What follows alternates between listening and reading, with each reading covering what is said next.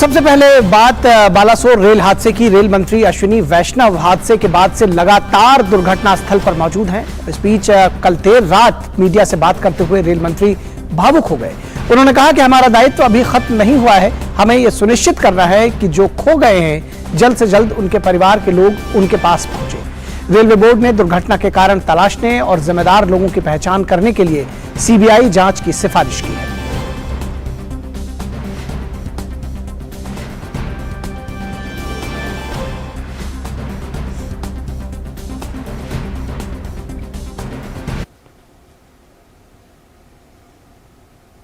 आपने देखा अब तक 3 गाड़ियां जा चुकी है।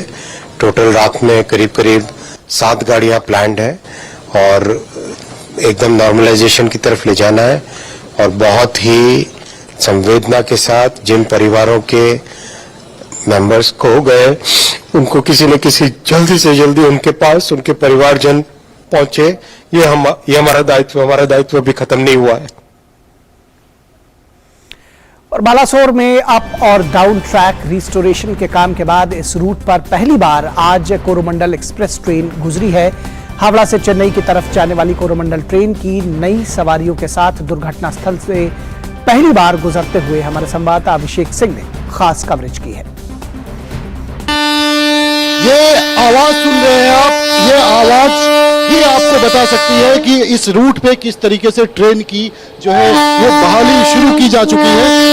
ये ट्रेन ये अप लाइन है जो कि यहाँ से कोलकाता से होकर पुरी के लिए जा रही है। और हमारे सामने जो है चेन्नई मेल यानी कोरोमंडल एक्सप्रेस, देखिए जो कोरोमंडल एक्सप्रेस जो दुर्घटनाग्रस्त हुई थी उसी की नई रैक जो है ये यहाँ से जा रही है। जो भीषण हादसा हुआ था कोरोमंडल एक्सप्रेस का उसके जगह पर इस नए कोच को जो यहाँ पे लगाया गया है। और ये ट्रेन जो है कोरोमंडल एक्सप्रेस अब इस रूट पर दुर्घटना के बाद पहली बार आप इस तस्वीरों में देख सकते हैं कि कोरोमंडल एक्सप्रेस दुर्घटना स्थल से जो है वो अब इसके नए रैक जो है वो चेन्नई के लिए रवाना हो रही है। तमाम जो पैसेंजर्स यहाँ पर फंसे हुए थे वो सभी पैसेंजर्स कलकत्ता हावड़ा से लेकर के शालीमार स्टेशन से लेकर के जो चेन्नई जाने वाले थे उनके लिए बहुत बड़ी राहत की खबर है। पूरे साउथ के लिए बहुत बड़ी राहत की खबर। ट्रेनों के आवागमन को इस रूट पे जो ये डाउन लाइन का यानी कि हावड़ा जा रहा है इसे भी सुचारू किया जा चुका है। सिर्फ 51 घंटे में, महज 51 घंटे में जो रिकॉर्ड टाइम में इसे पूरा किया जा चुका है। और ये खास तस्वीर है, ये बहुत खास तस्वीर है, खास तौर पे इसलिए कि ये कोरोमंडल एक्सप्रेस है। कोरोमंडल एक्सप्रेस जिसमें सबसे ज्यादा जो है कैजुअलिटी हुई, जिसमें सबसे ज्यादा लोग जो है वो घायल हुए, इसी जगह पर तकरीबन 128 किलोमीटर की रफ्तार से वो टकराई थी मालगाड़ी से। और उसके बाद बेंगलोर हावड़ा दुरंतो एक्सप्रेस से डिरेलमेंट के कारण टकराई जिसमें इतनी बड़ी कैजुअलिटी हुई, इतने लोग जो है घायल हुए। ये तस्वीर में देखिए आप पैसेंजर्स भी जो है ट्रेन के अंदर वो आपको नजर आ रहे होंगे। तमाम इस ट्रेन को बहुत ही चर्चित ट्रेन है ये साउथ के लिए। राजधानी का दर्जा इसे दिया जाता है इसके सुपर फास्ट स्पीड को लेकर के हो या फिर इसकी जो टाइम टेबल को लेकर के। ये ट्रेन बहुत ही खास है। और ये पहली तस्वीर है कोरोमंडल एक्सप्रेस की जो आप दूरदर्शन न्यूज़ पे देख रहे हैं। इस लाइन को 51 घंटे के अंदर रेल मंत्री यानी रेल के मुखिया खुद स्वयं जब इस पूरे अप और डाउन के रूट को जो है उन्होंने चालू किया, उसके बाद से कई ट्रेनों का आवागमन हुआ। लेकिन ये पहली तस्वीर कोरोमंडल एक्सप्रेस की जो आप दूरदर्शन पर देख रहे हैं। Abhishek Singh, DD news, Balasore.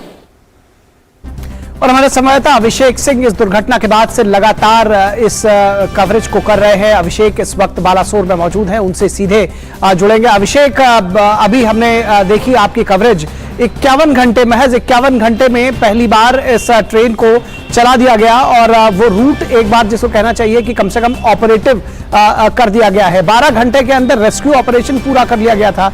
तो निश्चित तौर पर कहीं ना कहीं ये जो एक दुर्खद दुर्घटना हुई, बावजूद उसके जब डैमेज कंट्रोल की बात आती है तो उसमें काफी अच्छा काम किया रेलवेज ने। अगर इसको देखा जाए, क्या ताजा अपडेट देंगे, अभी क्या कुछ काम बाकी है? बिल्कुल निखिल, देखिए 51 घंटे का रिकॉर्ड टाइम कहेंगे। जितने अब भीषण ये हादसा था, दुर्घटना है ये उम्मीद नहीं जताई जा रही थी कि इतना जल्दी भी जो है रेलवे जो है इसको ट्रैक को क्लियर कर लेगा। जो बोगियाँ वहाँ पलटी हुई थी उनको जो है ट्रैक से शिफ्ट किया जाएगा। जो सारे ट्रैक्स टूटे पड़े थे उन ट्रैक्स को हटाकर जो स्लीपर्स यानी कंक्रीट का जो उसके नीचे रहता है उसको जो है चेंज किया जाएगा। एक एक स्लीपर का जो वजन है वो तकरीबन 500 से 700 किलो के आसपास होता है। तो आप समझ सकते हैं उसको 10 से 12 जो मैन पावर है वो उसे खींच के ट्रैक के पास लाती है और उसको नीचे उसको लगाया जाता है और हर 2 फीट के बाद जो है अगला स्लीपर लगाया जाता है जिसके ऊपर आप पटरी डालते हो। तो इतना आसान नहीं काम था। सबसे पहले पुरानी जो पटरियाँ थी उनको हटाना, फिर उस पर रोड़ी पत्थर का काम, फिर स्लीपर डालना, उसके बाद फिर ट्रैक लगाना, OHE का काम करना जो इलेक्ट्रिफिकेशन का काम है, OHE से सिग्नलिंग सिस्टम को जोड़ना, इसके बाद जो है टेस्टिंग करना, जहाँ जहाँ नट बोल्ट उन पटरियों को जोड़ना, कई जगह पर वेल्डिंग का काम करना, फिर उस जो ट्रैक है उस पर पहिए के हिसाब से उसका मेजरमेंट लेना, उसको चला करके देखना कि रेल जब चलती है तो इसको इसकी जो स्पीड रहेगी इस पे क्या रहेगी, फिर उसके बाद उस पे जो इंजन चलाना और उसके बाद जो है उस पे गाड़ियां चलती। तो लंबा प्रोसीजर था,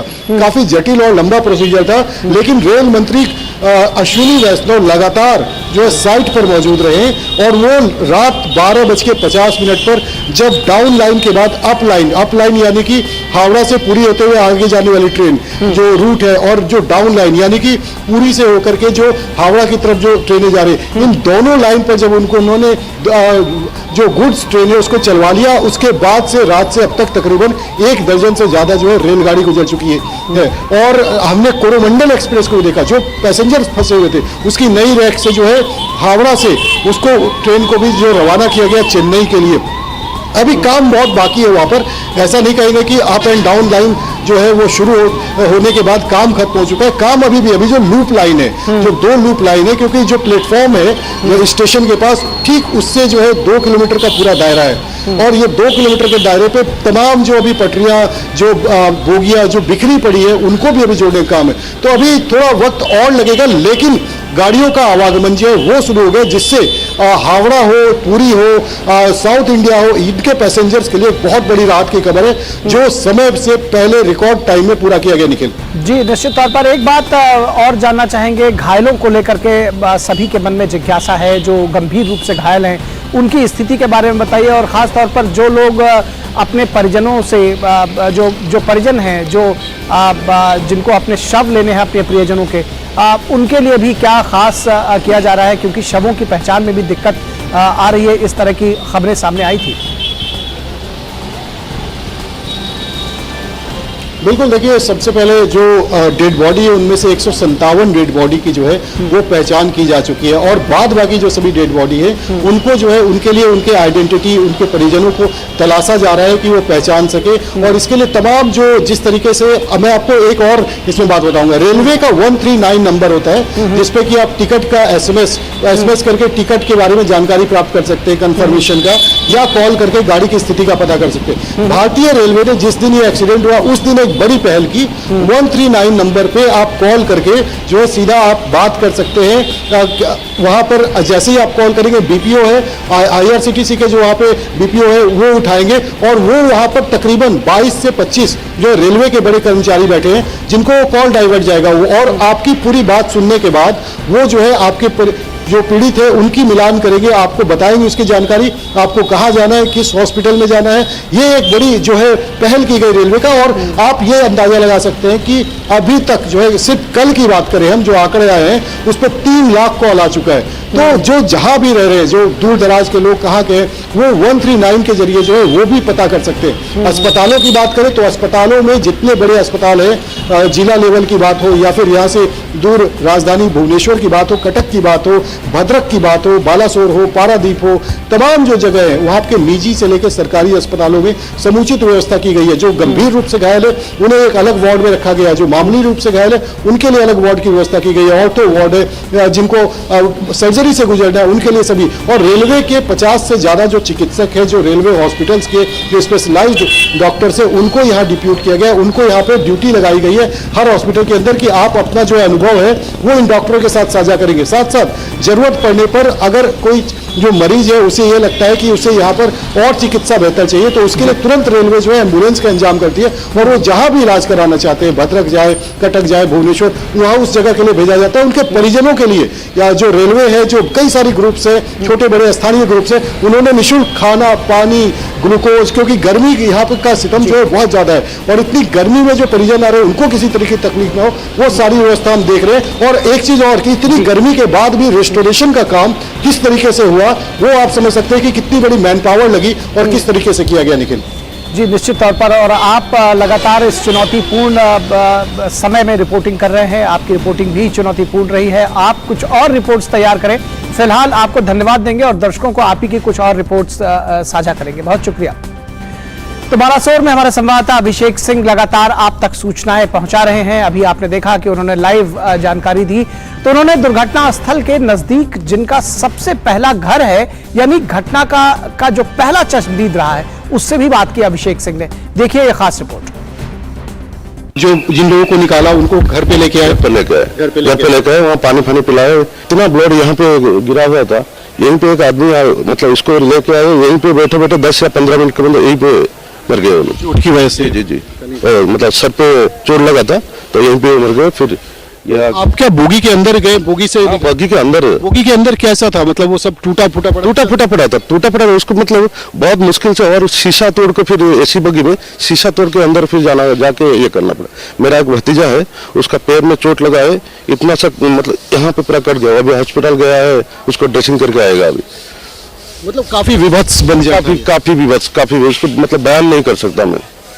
जी, तो आप समझ सकते हैं, इन्होंने अपने आंखों से देखा इस एक्सीडेंट को। पहला घर है इनका इस ट्रैक के बाद, और इन्होंने इस जो ये दर्दनाक हादसा रहा उसे शायद ये बया भी नहीं, वो सोचना भी नहीं चाहते कि कितना बड़ा ये हादसा था। वो कहते कि भगवान न करे ऐसा दिन किसी और को देखना पड़े, लेकिन स्थानीय लोगों की जो मदद है वो काबिले तारीफ है। Abhishek Singh, DD news, Balasore. तो ओडिशा में हुए ट्रेन हादसे पर भारत के प्रति दुनिया भर में जिस तरह से एकजुटता और सहानुभूति देखने को मिल रही है, उस पर विदेश मंत्री डॉक्टर एस जयशंकर का भी बयान आया है। नामीबिया में उन्होंने कहा कि विश्व हमारे पक्ष में खड़ा है। मैं आपको ये कहूंगा कि दुनिया भर से बहुत लोगों ने और यहाँ के जो विदेश मंत्री जो हैं उन्होंने भी अपनी सॉलिडारिटी प्रकट की है, अपनी सिंपैथी भेजी है। मुझे भी बहुत फॉरेन मिनिस्टर्स और बाकी जो दोस्त जो दुनिया में हैं उनका भी मैसेज आया है, प्रधानमंत्री जी को भी आया है। और ये एक उदाहरण है कि आज की दुनिया कितनी ग्लोबलाइज्ड हो चुकी है कि और ये भी है कि दुनिया भारत के साथ कितनी जुड़ चुकी है कि हमारे यहाँ ऐसी दुर्घटना हुई और पूरी दुनिया को लगा कि हमें भी इस समय में भारत का साथ देना चाहिए।